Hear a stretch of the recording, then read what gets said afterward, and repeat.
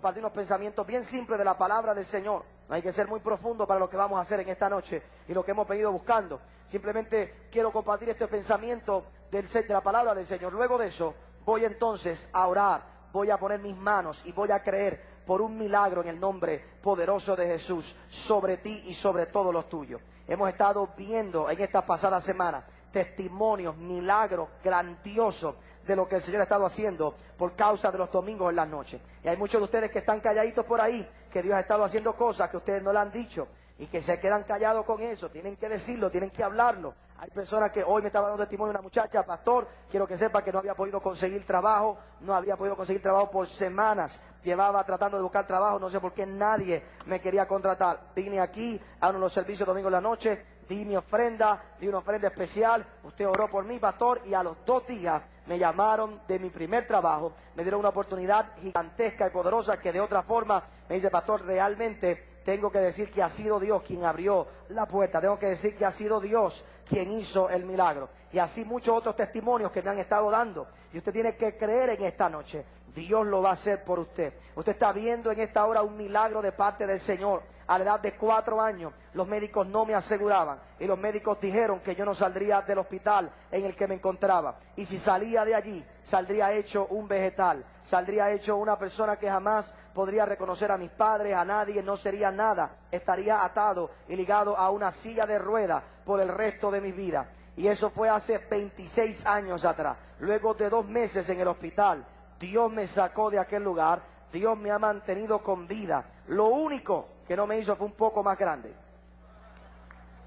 Y es lo único que yo estoy esperando, preguntarle al Señor: Señor, si tú hiciste el milagro, ¿por qué no lo hiciste completo de una vez? Hubiese sido testimonio más grande, darme 2 o 3 pulgadas más. Es lo único. El resto, Dios hizo el milagro, Dios hizo la obra, Dios me sanó, Dios me levantó de ese lugar. Y hoy me encuentro predicando la palabra del Señor y predicándole al mundo entero y contando lo que el Señor ha hecho en mi vida. Y si el Señor lo hizo por mí, el Señor lo puede hacer por ti en esta noche.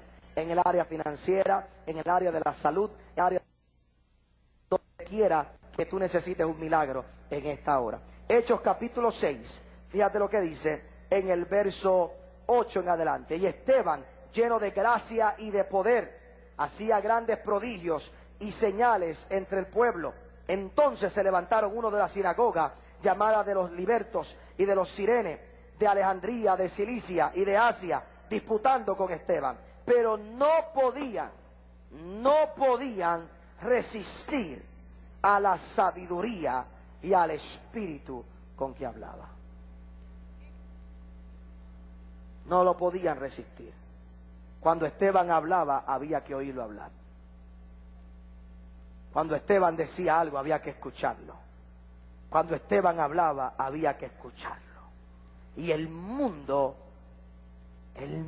no podrá resistir. Gente, podrán decir lo que le dé la gana, podrán hablar lo que le dé la gana, podrán tratar de criticar y de condenar, pero cuando se para alguien que habla con sabiduría, que no habla boberías, que no habla sandeces, que no habla tonterías y estupideces, que no está pensando en boberías alrededor de ellos, sino que esa persona se puede parar bajo el espíritu y hablar una palabra de sabiduría, una palabra para el momento, una palabra para la hora, una palabra que transforma. Yo quiero que tú sepas que eso es todo lo que hace falta para que tu familia cambie, para que tus hijos cambien, para que tu matrimonio cambie, para que tu empresa cambie. Lo que hace falta es que tú entiendas que tú tienes la mente de Cristo, y en vez de tú estar esperando que el jefe sea quien tenga la solución a los problemas, debes ser tú en esta hora el que te atrevas a pararte en el medio y decir y creer que Dios te puede dar la solución al problema que hay en tu empresa, la solución que hay, el problema en tu familia, la solución que hay, la solución al problema que hay en Puerto Rico no está en el gobierno, está en cada uno de nosotros, está en la iglesia,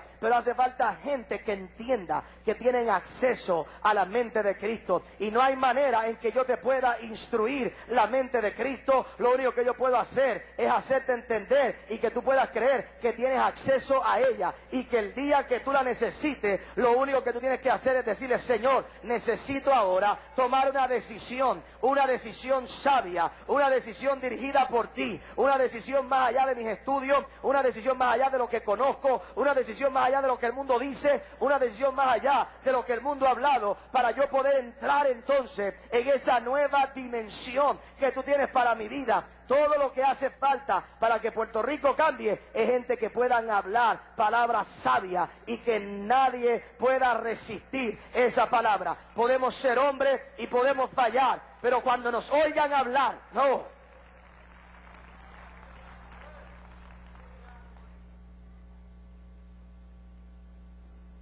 En estos días me encontré con un famoso y controversial senador de esta isla. Senador, sí, senador. Senador de esta isla. Me encontré en la calle y me dijo, me tendió la mano y me dijo, quiero que sepa que no me pierdo sus programas.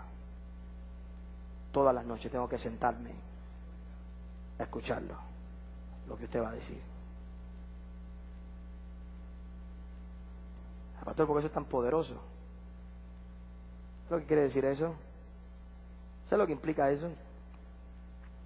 Esa palabra que estamos sembrando a través de ese canal, la palabra que sembramos en este lugar está llegando al sitio que tiene que llegar. Está llegando al lugar que tiene que llegar. Ahora, si uno se pone aquí a hablar bobería, y tú te pones a hablar tontería, la gente sabe. Y el mundo necesita gente sabia, gente inteligente, gente que hable con convicción, gente no que lo sepa todo, pero que tengan acceso al que lo conoce todo. Gente que quizás no tengan todos los estudios, pero que hagan una oración y cuando tengan que hablar sepan lo que tienen que decir. Tus hijos van a cambiar, no con un correazo, aunque de vez en cuando hay que dárselo. Tu esposo no va a cambiar y tu familia no va a cambiar y tu empresa no va a cambiar simplemente porque tú tomes ciertas decisiones en el mundo natural. Es cuando tú comiences a aplicar la sabiduría de Dios, la palabra de Dios. Y lo grande de todo eso es que tú tienes acceso a la mente de Cristo. Dice la Biblia, tú tienes acceso a la mente de Cristo. Tú tienes acceso a la mente de Cristo. Ahora oye bien esta noche, porque probablemente este sea el último mensaje que demos acerca de la palabra de sabiduría o de la manifestación de la sabiduría. Quiero darte 2 o 3 pasos para tú poder vivir y manifestar esa palabra de sabiduría. Ve conmigo al libro de Hebreos capítulo 11. Hebreos capítulo 11. Hebreos capítulo 11. Usted me ha escuchado decir en varias ocasiones, para beneficio de aquellos que están en este lugar, hay ciertas frases que siempre marcan nuestras vidas. Y hace un tiempo atrás, yo me puse a pensar en que todos nosotros en algún momento dado hemos dicho, si yo hubiese sabido esto 10 años atrás, hoy yo estaría en otro lugar. ¿Cuántos han dicho eso o algo similar? Si yo hubiese sabido esto hace 10 años atrás, hoy yo estaría en otro sitio. Pastor, si yo hubiese conocido esto hace 5 años atrás, 8 años atrás, 10 años atrás, yo hoy estaría en otro lugar. ¿Cuántos honestamente han dicho eso alguna vez? ¿A que sí? ¿Qué quiere decir? ¿Qué tú estás diciendo con eso?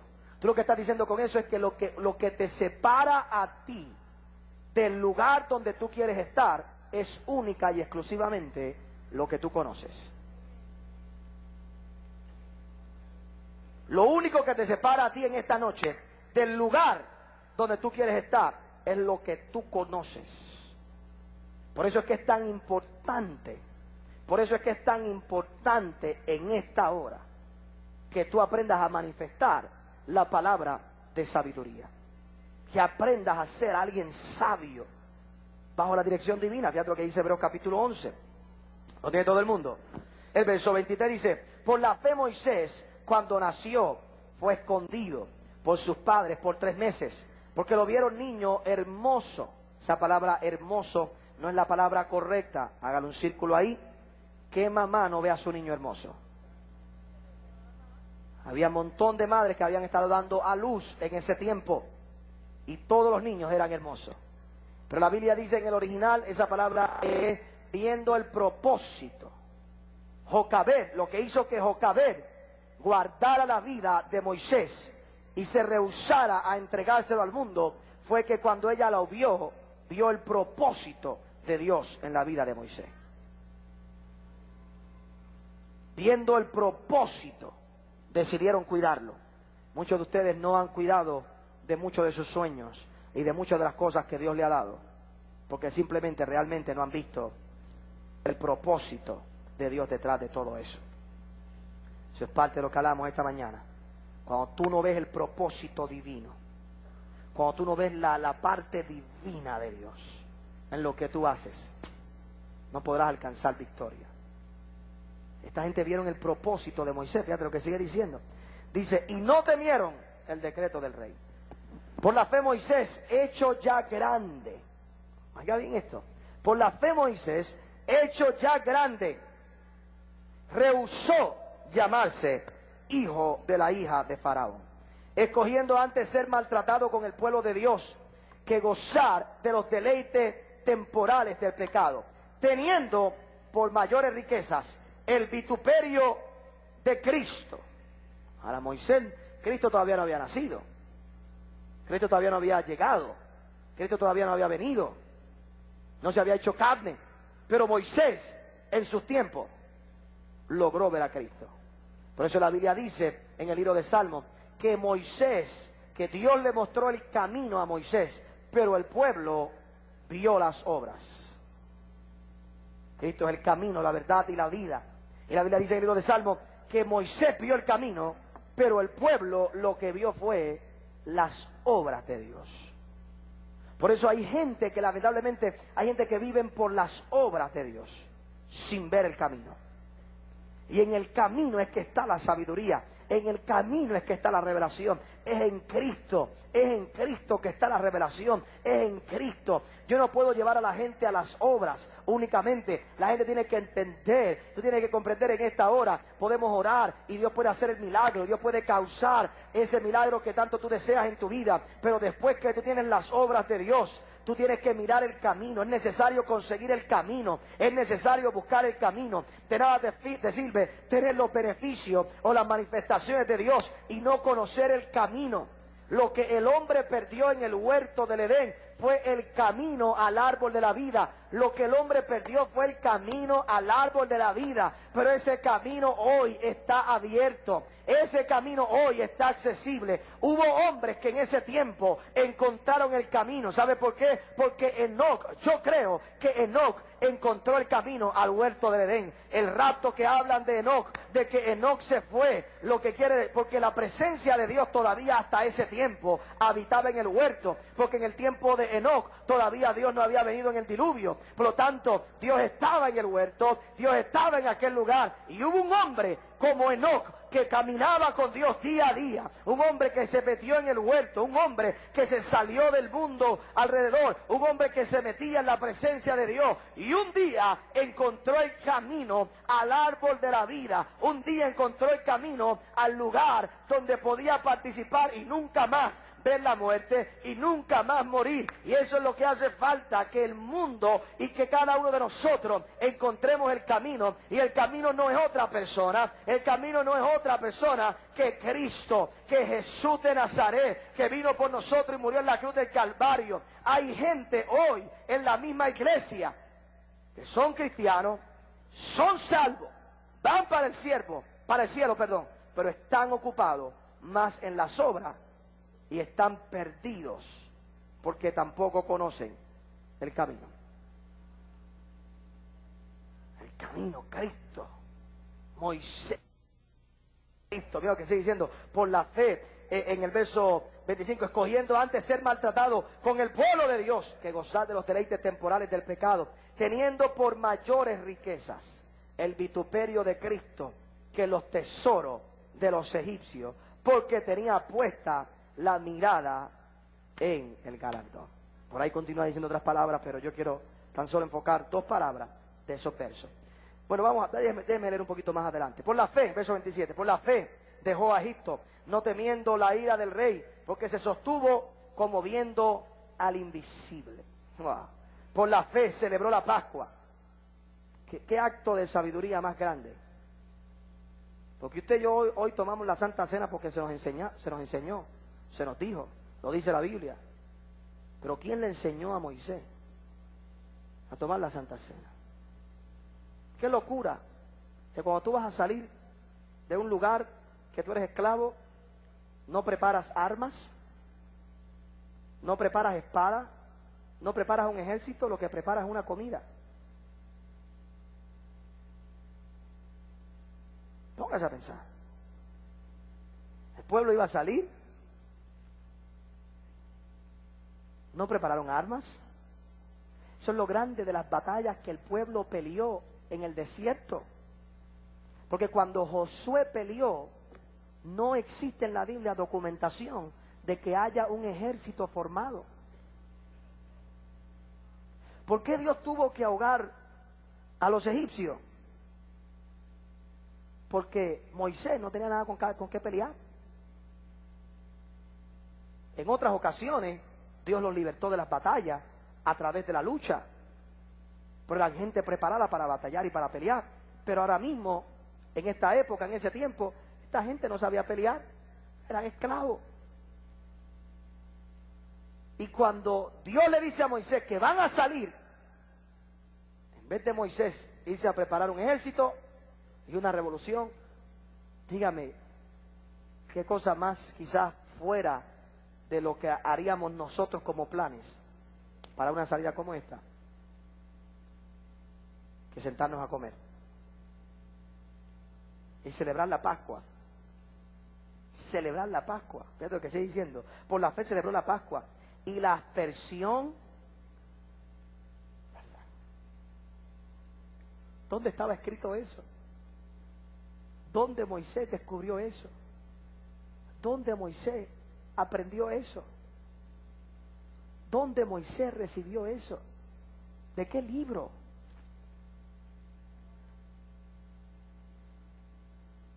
¿De qué lugar? Fíjate lo que sigue diciendo. Dice la palabra del Señor. Para que el que destruía a los primogénitos no los tocase a ellos. Por la fe pasaron el mar rojo como por tierra seca, e intentando los egipcios hacer lo mismo, ¿fueron qué? Ahogados. Fueron ahogados. Ahora piense conmigo por un momento. ¿Dónde Moisés aprendió eso? ¿De dónde Moisés había recibido eso? Moisés tenía comunión con Dios al grado de tener acceso a esa sabiduría que iba por encima de todo lo que él conocía. Ahora, oiga bien esto, porque aquellos que no conocen la historia de Moisés, usted tiene que entender que Moisés fue criado en una de las mejores universidades del mundo. Moisés no era cualquier persona. Moisés era un hombre estudioso, un hombre de título, un hombre que tenía sabiduría. Por eso yo quiero llevarte a la primera palabra en esta noche, en el verso 24. Dice, por la fe Moisés, hecho ya grande, o con capacidad para decidir y tomar decisiones, hecho ya grande, fíjate lo que dice la Biblia, rehusó llamarse hijo de la hija de Faraón. Tú nunca podrás accesar la sabiduría de Dios hasta que rehuses la sabiduría del mundo. ¿Por qué razón la gente no puede vivir en el poder de Dios y bajo la manifestación divina de todas las cosas? Porque no rehusamos las cosas del mundo. No rehusamos las cosas del mundo. No rehusamos las cosas. Es más, en la misma iglesia a veces ya no nos da pachó cosas que antes eran prohibidas hacerse en un servicio. Pero ya las aceptamos como comunes. Ya no nos da lo que se llama pasme ajeno. ¿Alguien aquí ha tenido alguna vez pasme ajeno? Que alguien está haciendo el ridículo y tú te sientes mal porque él está haciendo el ridículo. Y ¿alguien ha recibido aquí pasme ajeno alguna vez? Pasme ajeno. Ya no nos da ni pasme ajeno. A veces la iglesia no nos da ni pasme ajeno porque hay gente ahora haciendo cosas que uno debe decir, tú sabes, hay que ubicarnos, hay que saber reaccionar a la vida.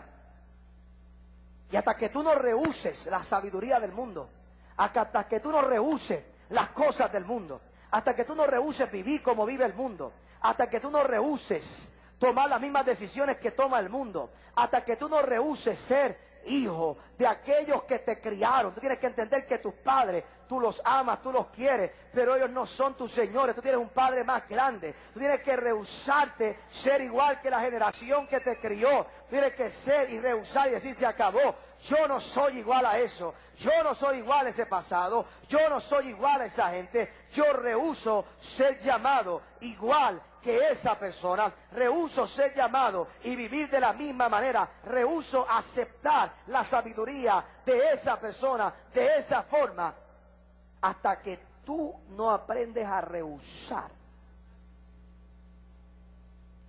las cosas que te han dado éxito hasta el día de hoy.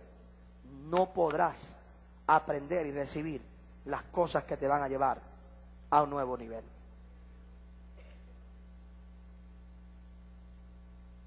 El problema es que la gente lo tiene a la inversa. Nos rehusamos a las cosas de Dios.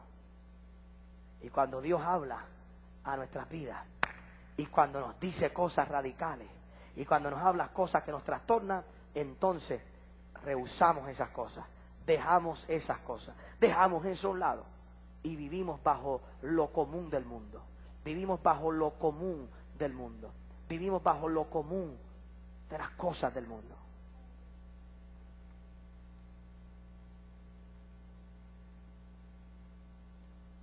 ¿Sabe cuánta gente hoy no está aquí? Y hoy hay un excelente grupo esta noche.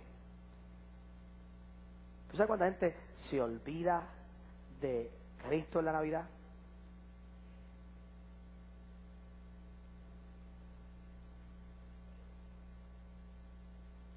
¿Sabe cuánta gente está más enfocada en buscarle regalos a gente que no vieron en todo el año?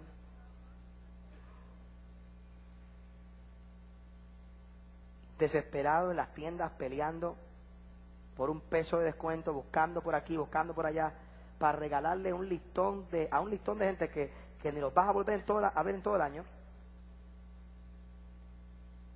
simplemente porque esa es la corriente del mundo, porque eso es lo que el mundo hace, eso es lo que el mundo dice. ¿Qué cosa? Que la misma iglesia a veces quiere hacerse tan y tan y tan moderna, que permitimos que el mundo influencie nuestra vida más que nosotros influenciar la vida del mundo. La gente sabia son las que se atreven a rehusar ser llamados igual que los demás. Es sabio según el mundo hacer locura, pero yo me rehúso a vivir como vive el mundo. Yo me rehúso a vivir como vive el mundo. Yo me rehúso a vivir como vive el mundo. Yo me rehúso a desperdiciar mi vida. Yo me rehúso a perder mi tiempo. Yo me rehúso a vivir una vida en el mundo de fracaso. Yo me rehúso a vivir de esa manera. Yo tengo tan solo 30 años de edad y yo le he servido al Señor toda mi vida. Toda mi vida yo le he servido al Señor y doy gloria a Dios en el día de hoy. Porque cuando yo miro a mis amistades, yo miro a los que crecieron conmigo y yo miro la vida de muchos de ellos, yo le doy gracias a Dios que yo rehusé muchas cosas que ellos aceptaron y que yo parecía un tonto, parecía un idiota, y yo rehusé muchas cosas de las que ellos aceptaron y rehusé seguir la corriente del mundo, rehusé, y hoy por hoy puedo darle gloria a Dios que puedo mirar atrás y no tengo de nada de qué avergonzarme, no tengo nada, no pueden decir nada, no tengo mujeres por ahí perdida, no me pueden decir nada. Nunca usé droga, nunca usé alcohol, nunca fumé un cigarrillo, nunca toqué ninguna mujer, nunca hice nada de eso, nunca viví bajo la corriente del mundo. Y hoy le puedo dar gloria a Dios que rehusé, que puedo dormir tranquilo, que puedo acostarme tranquilo, que puedo soñar tranquilo, que puedo mirar hacia adelante y el futuro aún se ve más claro, más en victoria. ¿Sabe por qué? Porque no hay nada, ninguna carga pesada que me aguante, que me detenga. No hay nada que yo tenga que mirar atrás, no hay nada que yo tenga que perseguir atrás, pero eso lo logra la gente que rehúsa. Y yo quiero que tú sepas que no importa lo que tú hayas pasado en tu vida y no importa los errores del ayer. Hoy es el día de vivir bajo la sabiduría de Dios, pero la sabiduría de Dios se vive rehusando las cosas que el mundo toma común, las cosas que el mundo toma como normal. No es normal. El mundo es inteligente en tratar de vendernos las ideas. Esta mañana yo lo dije, porque tengo una indignación santa. Por ahí, yo lo dije esta mañana, pero para aquel que no vio esta mañana, por ahí hay un político diciendo que nosotros tenemos que aceptar en Puerto Rico los cambios culturales que van a venir los próximos años, donde se tiene que legalizar la droga, la prostitución, los matrimonios entre las parejas del mismo sexo. Tenemos que aceptarlo porque antes no se aceptaba que la mujer votara, pero ya se votó.